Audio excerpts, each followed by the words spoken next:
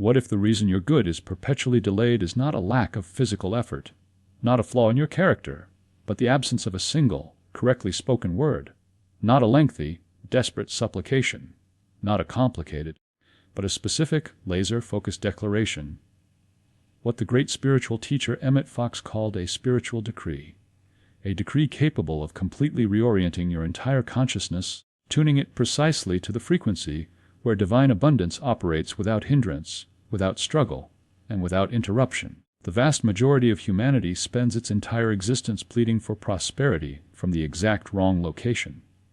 They exhaust themselves in the physical world, and when they finally turn to the spiritual, they ask from a place of profound lack. They pray from fear. They demand from desperate urgency. They beg the universe to save them from their debts. But in the exact and mathematically precise realm of spiritual law, that very vibration of necessity acts as an impenetrable, invisible wall. It actively repels the free flow of your divine inheritance. Emmet Fox, one of the most profound minds of the New Thought movement, explained this principle with crystalline, almost startling clarity. You cannot receive abundance so long as your consciousness continues to speak the native language of scarcity. The universe does not hear what you want, it hears what you are. It responds to your state of being. The spiritual decree revealed by this master does not operate as cheap magic, nor is it a mechanical, hollow formula to be parroted without feeling. It works because it initiates a radical transformation from the inside out. It fundamentally changes the electromagnetic frequency of the human mind. It acts as a solvent, dissolving the crystallized, hardened beliefs that block the natural, ever-present flow of divine provision. And when that profound transformation occurs within the inner theater of consciousness, the outer world, the world of bank accounts, opportunities, and material wealth, has absolutely no choice but to outpicture it. It must reflect the new internal reality. To understand this, we must examine what Fox called the architecture of belief. He spent decades intensely analyzing a singular question: why do certain individuals live in perpetual, effortless prosperity, while others, who are equally hardworking, equally intelligent, and of equal moral character, remain permanently trapped in the suffocating grip of limitation? The answer he uncovered was not hidden in the policies of central banks, nor the fluctuations of global markets, nor in external economic opportunities. It was hidden in a place very few human beings ever dare to examine with brutal, unflinching honesty: the deep subconscious mind. What a person truly, fundamentally believes about themselves and about the nature of money determines precisely what they will demonstrate in their physical reality. It is never about what they claim to believe in public. It is not about the positive affirmations they hollowly repeat while terrified on the inside. It is about what their deepest mind accepts as the absolute, undeniable truth. If, deep down in the recesses of your subconscious, perhaps planted there by generational conditioning, societal programming, or past failures, there is a quiet conviction that abundance is, for other people, that belief is an active force. It acts as an inverted magnet. No matter how many hours you work, no matter how desperately you desire financial freedom, that deep-seated belief will tirelessly work to repel all incoming prosperity. It will cause you to miss opportunities, make poor investments, or sabotage success just as it arrives.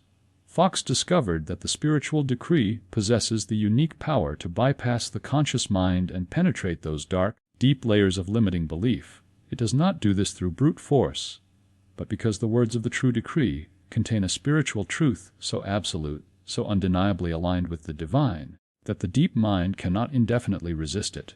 Each conscious pronunciation of the decree is a drop of pure light, systematically dissolving the accumulated darkness of lack.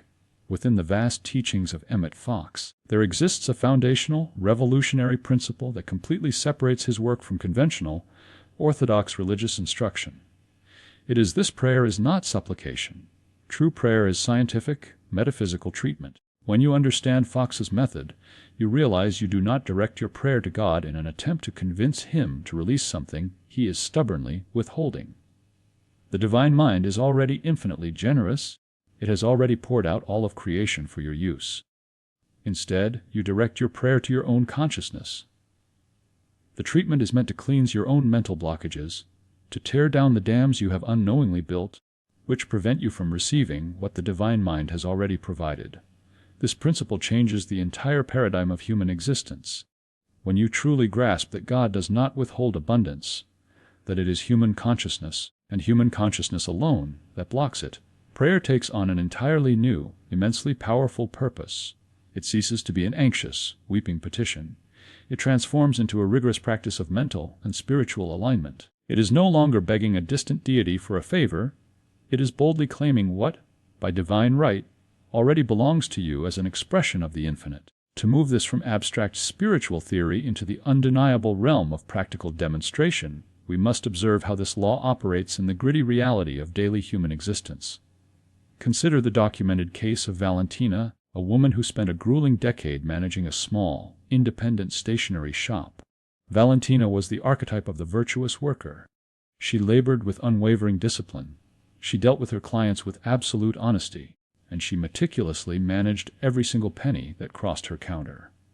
Yet, no matter how many hours she sacrificed, no matter how much physical effort she exerted, the business adamantly refused to grow beyond the level of bare, agonizing survival.